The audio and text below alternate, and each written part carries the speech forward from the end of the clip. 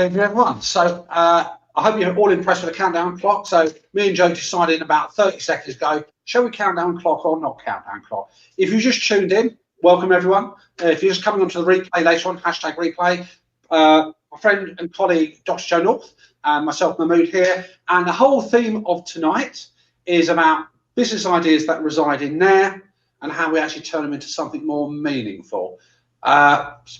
Does that sound okay with you, Joe? Shall we crack on with that sort of thing? I think we should crack on. It sounds like a great subject. Making ideas happen is one of my favourite things. So really looking forward to it. Perfect. And I have to say to everybody, by the way, if you're just coming onto the live replay, thank you very much for your company tonight. Again, if you're coming on much later, we don't mind. You know, put hashtag replay in their thing. We know you're out there. If you've got comments or ideas to share, we'd love to hear them. Joe is less of the Time Lord tonight here. That's a private thing which I'll share with you perhaps towards then. So I suppose first thing is, Joe, I don't know your own experience, we come across lots of people who've got great business ideas, you know, they mull over them, they're going to make their next £1 million from them. So what's your thoughts about in terms of what use is the idea that just stays in somebody's head? Well, it isn't much use, is it? I think it's a real waste of so many great ideas. And if we just took 1% of the great ideas that never happened, you know, imagine what a difference that would make across the world. I think it's just really interesting that it's turning ideas into reality that make the difference between a successful entrepreneur or someone that contributes something and someone that just, you know, thinks about it. Because I think we all have great ideas, you know, for loads of ideas of products and things. But it's actually taking action and doing something with it, isn't it, that counts. That's quite right. I don't know if you've ever come across that old cliched phrase that says, it's probably quite harsh in some respect, but I can see where they're coming from, that says that ideas are 10 a penny, it's the actual execution. Do you think that's a bit unfair? Do you think there's actually any value in, obviously, the ideas themselves? Well, firstly, I think you need to have ideas, or anyone needs to have ideas that are, you know, 10 a penny, lots and lots of ideas, because it's through having lots of ideas that our thought processes evolve. And that's how we get beyond the obvious ideas into something that's really, really great. It is the effort, isn't it? And discovering how and working out its problem solving, how to take that idea and turn it into reality. And I think that's where a lot of people get stuck. Would you say the same, Mahmood? Yeah, I would think so. And in terms of, I think there's a couple of things there I'd like to explore with you as well. So one, in terms of ideas, and I said, I'm not saying they're easy. It's not always easy to create the right idea. But in terms, you know, we have flights of fancy thinking we can do this, we can come up with this next invention, whatever. But actually, to actually turn it into what we might call reality, something of meaning, that's where you've got to put a bit of sweat in to get the equity. You've actually got to apply yourself there as well. So, Joe, I mean, our experience was obviously Business Growth Club, which finished successfully a couple of weeks ago. We've got the next cohort coming up in January. Somebody comes up to you and says, okay, actually, I have no idea, you know, what to do. I've got no ideas at all. Are there any sort of thoughts you've got or tips to share about actually creating an idea in the first place? Yeah, so to create an idea, look for opportunities to improve something. So when you think about it, most entrepreneurial endeavours come from a dissatisfaction with the status quo. And what do I mean by that? It means that challenger banks come from a dissatisfaction with the old way that banks have worked for ages and ages. Richard Branson has obviously created a business empire out of going into industries, finding ones that don't satisfy customers quite as well and doing them differently. So looking for things that aren't working, looking for things that could be better, looking for areas that haven't been disrupted for a very long time, where things have been done the same way forever. You know, they're just ripe with potential to generate ideas. And look for things that are causing dissatisfaction and see if you can fill that gap. I think it's one of those things that people can actually draw on their own personal experience. So if we talk the bigger picture, let's talk banks. You know, all of us have had that frustration sometimes about waiting to get seen by banks, queuing at banks, not seeing actually anybody in branch and all the rest of it. And that's, you know, with technology that's revolutionised and given an impetus into fintech, online banking. Do you think it's sometimes we think about what is it that irritates us, people are really having an issue with here, and probably drawing on your own experience might be a route in to help creating some of those ideas? Yeah, they don't have to be big things as well. So I've mentioned some big examples. Yeah. You know, Branson's success, of course, is legendary. looking at what the Challenger Bank, that feels like a really big thing to do, to take on the banking institution and to compete against them. But it's small things. It's those small pieces of dissatisfaction. So one of my, I think I might have spoken to you about this before, Mahmood, but one of my favourite products is a Slanket, which is a blanket. Okay. Yeah, it's a blanket with sleeves. And how it came about was there was a student in America called Gary Clegg, and he was getting cold in his dorm watching, he had to take his arm out from under the covers to change channel on with this remote control. So he asked his mum to make him a blanket with sleeves so that he could stay wrapped up, keep his sleeves on and change channel.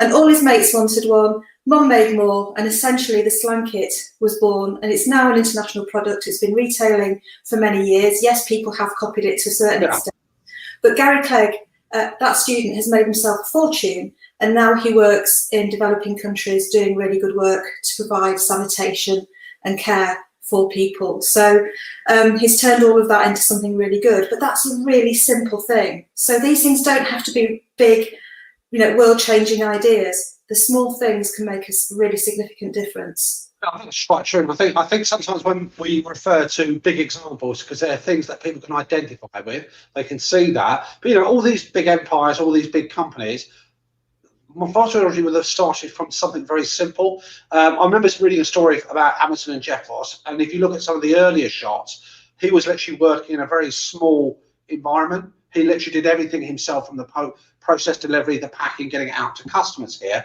And him getting his hands dirty, him actually doing that on a very small scale, enabled him, he took some lessons from that and able to upscale. And I think Amazon is, it used to be Bill Gates, the richest person in the world, but, Jeff Bezos, he probably owns most of the states and everything else. But it's the big picture. You can always take things and learn and adapt them and apply themselves. Yeah, and there are kitchen table businesses that are inspiring, and one of them being the Cambridge Satchel Company, where wanted the lady who founded that wanted a Harry Potter style satchel, a good quality one, and couldn't find one, so started making them from the kitchen table. Now it's an international business, and of course anything with Cambridge in it, or Oxford or Britain overseas in certain countries, retails very, very well. So it's doing super well in Asia as a British product. I also have worked with a global fishing tackle manufacturer whose the business started literally at the kitchen table because they wanted to, the equipment that they needed, and they couldn't necessarily find that elsewhere, or so they started making it, and now they're a global, they're manufacturing and selling all around the world, which is fantastic. So. I'm sorry, I want to pick up on that point in a moment. I'm just going to pause for a moment. So we've got a great comment here from Samuel. I'm just going to see what your thoughts are. But I want to come back to this idea in a few moments, Joe, about we might refer to global, and lots of authors stick to global, but actually it doesn't have to be global for your business. It's about where you define that. So I'm just going to show this wonderful comment. Samuel, good evening to you. So let's have a look at what Samuel's saying. You've read before. Yeah, absolutely. And I love the way that Samuel's mentioned this idea of money coming into the equation, money coming into that relationship there as well. So what's your thoughts about that comment that Samuel's raised for us, Joe? I think it's wonderful. So great comment. Thank you very much, Samuel. It's all about value. So our ideas need to create value in order for people to pay for them and for them to be business-worthy ideas. We can't know necessarily for sure if other people are as interested in that sort of stuff as we are until we get it out there, of course.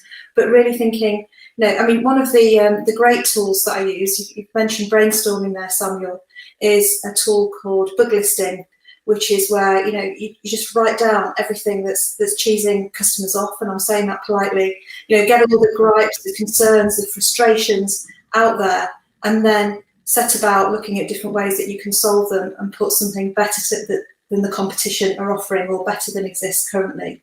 So yeah, absolutely. And I think what Samuel said, what you said as well, we've said it before, attributes about this good idea, and I know it's going to link to this idea of meaningful reality, is that we're talking business here, everybody. So whether you are a private business, a social enterprise, a charity, fundamentally, if what you're interacting, what happens is involving a money transfer, it's business. Hobbies are slightly differently. They're great for personal pursuits, but we're talking about businesses, whether they're small scale or large scale. So fundamentally, you've got to factor that in somehow, is that money is going to change hands and you need to make some. And when I say money, normally I mean profit, as opposed to just sales line. So fantastic on that. So Joe, any other thoughts and tips about the idea, I suppose, creation and generation?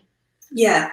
To build on what you've just said there about the business idea needing to be viable and that's, you know, having demand so that you can make profit, of course that's super important.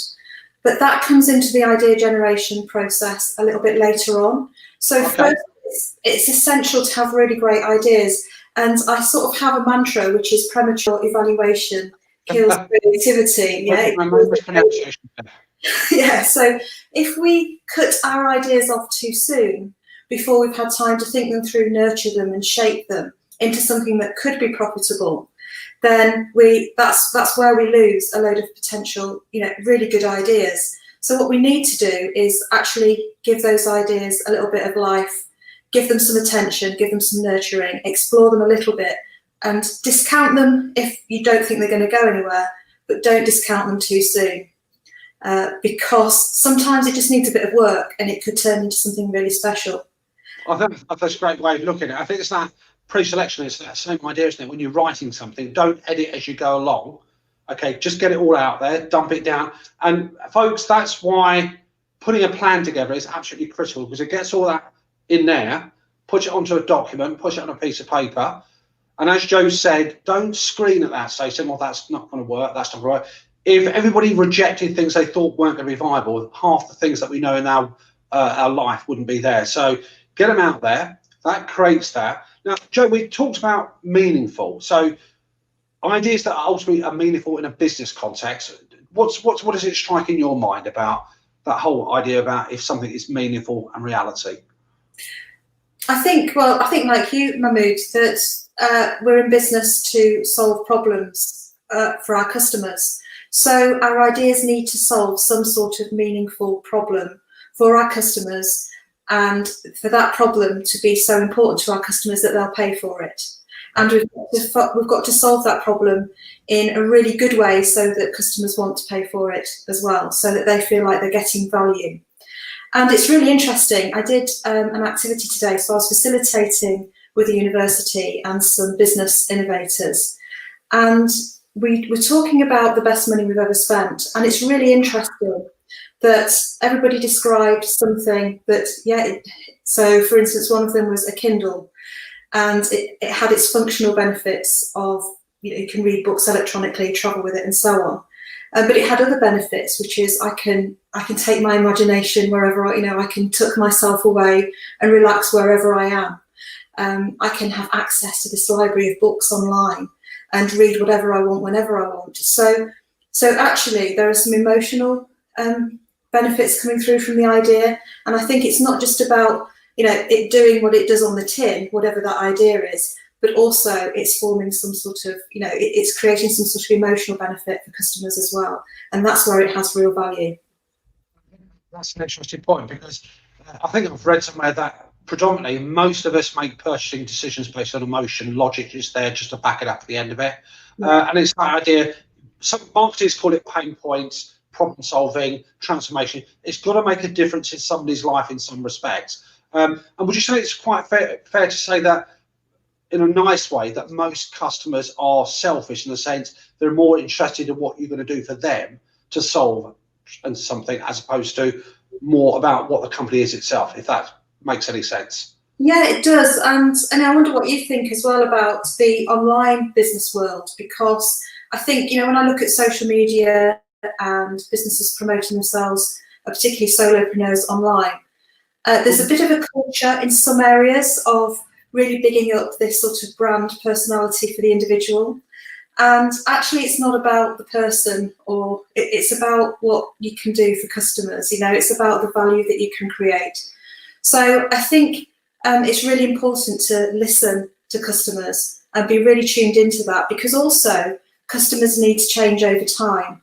And in order for our ideas to evolve and our businesses to evolve, grow and thrive, we need to keep changing. We need to keep adapting our ideas and having ideas all the time, you know. So it's about keeping up to speed, really. Well, definitely, yeah. And I think that's an interesting point you raised there as well, is that, and we'll share this over the next few weeks on the Business Growth Club show. I think I've just named it, by the way. I don't know if we'd actually officially called it the Business Growth Club show, but we have now, is about time frame. We come to look at, you know, how we look at that, how we present that, how we think about the effort. You've got to think about time scale. And I don't know, it's typically, I think a lot of us are very impatient, aren't we, sometimes, about what we're going to achieve. And we think it's going to happen overnight. We think it requires very little investment. And we think it's going to be no obstacles in our way, which unfortunately doesn't always seem to be the case. Yeah. Yeah, ideas and business growth are a combination of art, craft, science, skill, will. You know, those 5 things are all coming together, and I think there are just so many you know, promises made to businesses that if you do X, Y, and Z, you'll get this. And actually, it's not that simple. As we've experienced, every business is different, and really, every business owner, every leader's, entrepreneur's success definition is different too. Oh, absolutely, yeah.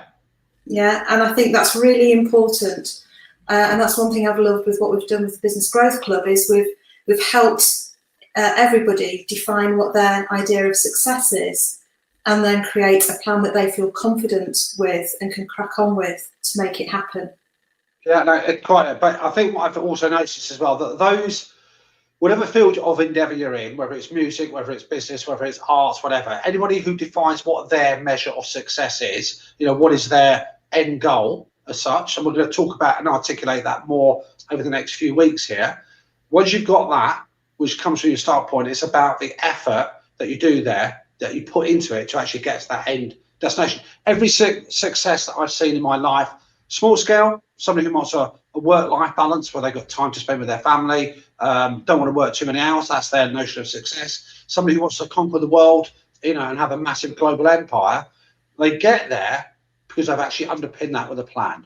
And it's a smart plan, because we're all busy people. You know, we've all got lots of things that we want to do, and it's about doing the right things, you know, in a really targeted way, and not wasting time on things that aren't going to move you forward in the way that you want to move. So, yeah. What's your idea of a smart plan, Jo?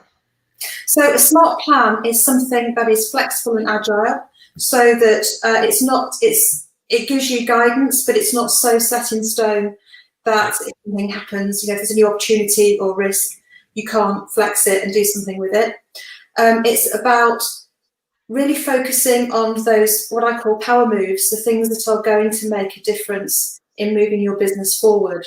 They're not just stuff that, you know, is busyness around the edges that won't really touch the direction of where you're going. And I think sometimes we can distract ourselves, can't we? You know, all of us, in terms of doing some of the peripheral things, instead of actually focusing on a handful of really meaningful actions that we can take. So that's what I mean by smart. Okay, so it's the idea of not a straitjacket. So a plan isn't for me, I think it's for you, and I know for you as well, it's not a straitjacket. It's not saying you must only do this. It's about having a focus, having a lane, but actually being able to adapt to changing circumstances, but you're still actually heading in the direction that you want to. Would that be a reasonable solution? Yeah, I think that's great. And I think you can change that destination as well. So, yeah, and we've worked with business owners together and separately, haven't we, on you know, other things that we've done, where the business owner, you know, wants one thing, works, achieves it, stays there for a while, and then says, okay, so what do I want next? You know, I need something fresh, I need something different, but I don't know what that looks like. Yeah. And it's been really satisfying, actually, to help some of our business owners actually, you know, breathe new life into their own enthusiasm for their business, or find what it is in terms of their next step forward and their next adventure. Talking of that, by the way, it's been nice to obviously keep in touch with our business cohort, our first intake, if I can say that, and we're going to be sharing some of their stories over the next few weeks here. So they're going to be coming on, they're going to be sharing what it's like to actually go through this whole process of business growth. Obviously indirectly in terms of talking about what their experiences are, how they came in as entrepreneurs into the process, what they've learned, what they can share. So I think it'll be quite fascinating to actually share that insight with those people who may not be planning at the moment, but are thinking about planning, so you can just get a look behind the scenes. So I'm really quite excited that that's going to happen next week. Yeah, it's going. I'm really looking forward to it. I'm looking forward to catching up with them, and we've been seeing everybody every week, haven't we? Or, live on Zoom, and catching up with them in the group and so on. So it's going to be good. I think also it's so interesting to hear whatever industry you're in, however big your business or however old. It's always interesting to listen to other business owners' stories, because I think there's always something we can relate to, and there's always something we can learn from other people. And I'm always learning, and I've learned loads from working with you and with our Business Growth Club members too. Well, I think that's a snap as well. And I think what I've noticed about this whole idea about idea generation, working within a group of your peers and people who've got businesses, is that if you are running your own business, okay, you might, have friends and family around you who may not be in that business world. And to them, you might as well be from Mars, because it's not their world they're tapping into. Nobody's ever going to look at the business through the same vision as you. And therefore you have that, I think, that shared experiences amongst business owners. They know what it takes to make a business, what's involved in that. They can bring knowledge. They can look at different ways of looking at these things there. So yeah, I've learned from yourself and still do, and I've learned from the other delegates in there. So group work, if it's the right sort, is also a great learning environment for everybody. Yeah, and it doesn't really matter what backgrounds people come from. What matters is a shared sense of ambition, of drive, of wanting to move forward, of wanting to contribute to others, as well as learning from others as well. And it really doesn't matter where people are in the journey. Someone who's only been in business for a short while comparatively can see something with fresh eyes and really inspire someone that's been in business a lot longer, and vice versa. So it's really great, and I think that's been one of the brilliant things, and we've had some fun. I mean, we'll let her talk about them when she comes on the show, but I've really loved some of the energizers that one of our delegates has been doing for us on the Zoom call. So we've had some fun, haven't we, along the way, and that's important. Oh, absolutely. I mean, I think, listen, there's a lot of time that you can spend in your business, and it's quite serious in one respect, but I think you've also got to look at it in terms of, with good humour and enjoy the experience. Otherwise, you might as well not be doing it. Joe, listen, we talked about the whole idea about ideas. We talked about some tips about how you generate those ideas. We've talked about don't pre-select, don't chuck anything out. Let's assume somebody does an idea dump and they've got about, 10, 15 ideas down there. Now, we've talked about business has got to be meaningful in the sense you've got to make money as one of the objectives, not the only objective, but it's going to be key. How do you go about then deciding what you should chuck out, maybe do another day and actually select to go forward with? I think it's a really great idea to put them through what we've got, which is our idea sorter. And that has some criteria for assessing an idea in terms of its deliverability, its attractiveness. Does it motivate you? How expensive is it? How quick is it to get off the ground? And then you can decide whether or not it's something to bin, whether it's something you want to park for a bit, whether it's something you want to do more work on, or actually, this is so good, we need to crack on right now. So just setting yourself out some criteria and getting each idea onto a sticky note or something like that, and then just sorting them out and prioritising them.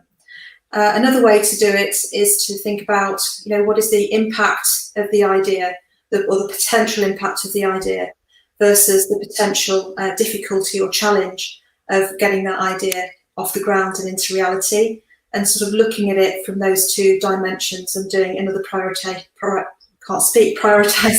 piece there. And we've got some resources, haven't we, that are coming out really soon. We'll be sharing some different resources on this sort of thing.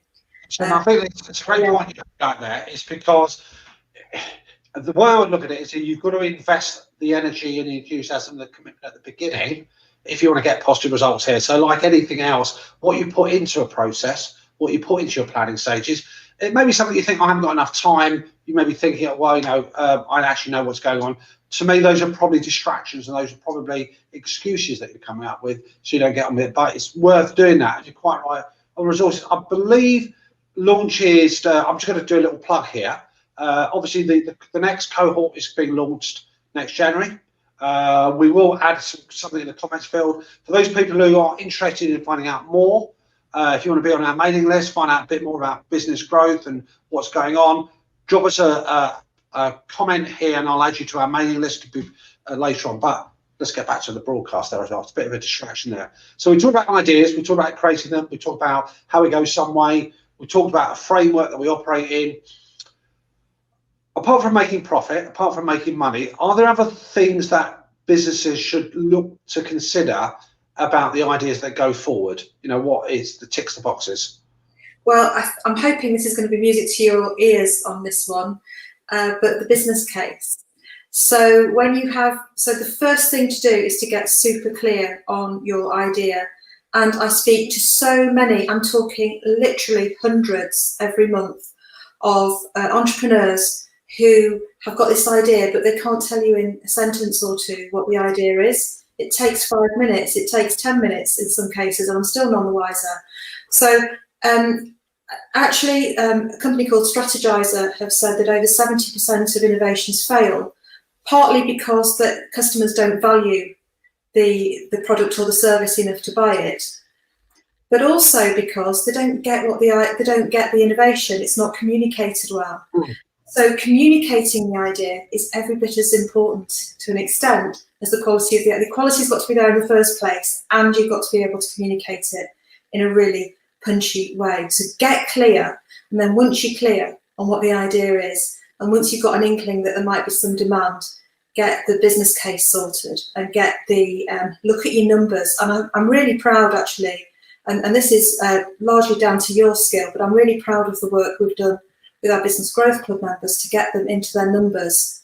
I'm looking at forecasting revenue, forecasting profit, cash, and those things. And I think they really benefit from your expertise, but you've got to get behind the numbers. I think so many people start an innovation and they've no idea how much they're happy to spend, how much they want to risk, what they think the return will be. It's just, spend willy-nilly, or don't do anything.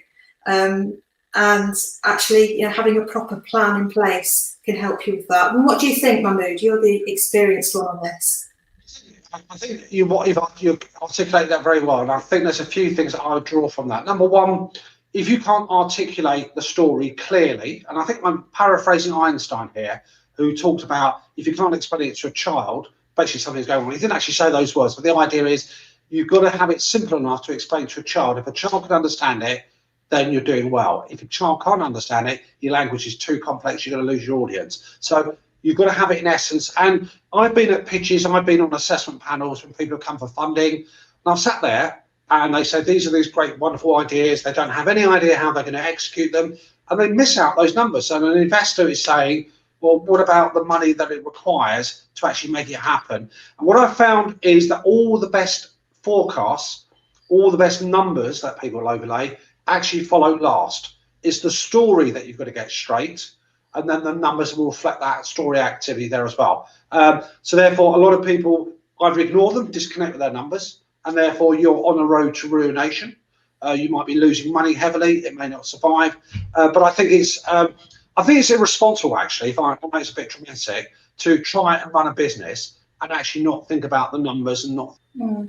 Yeah, and I think when you talk about story, my interpretation of having worked with you is that the story of what you're going to do, of how you're going to grow the business, of what the product or service is going to do for customers.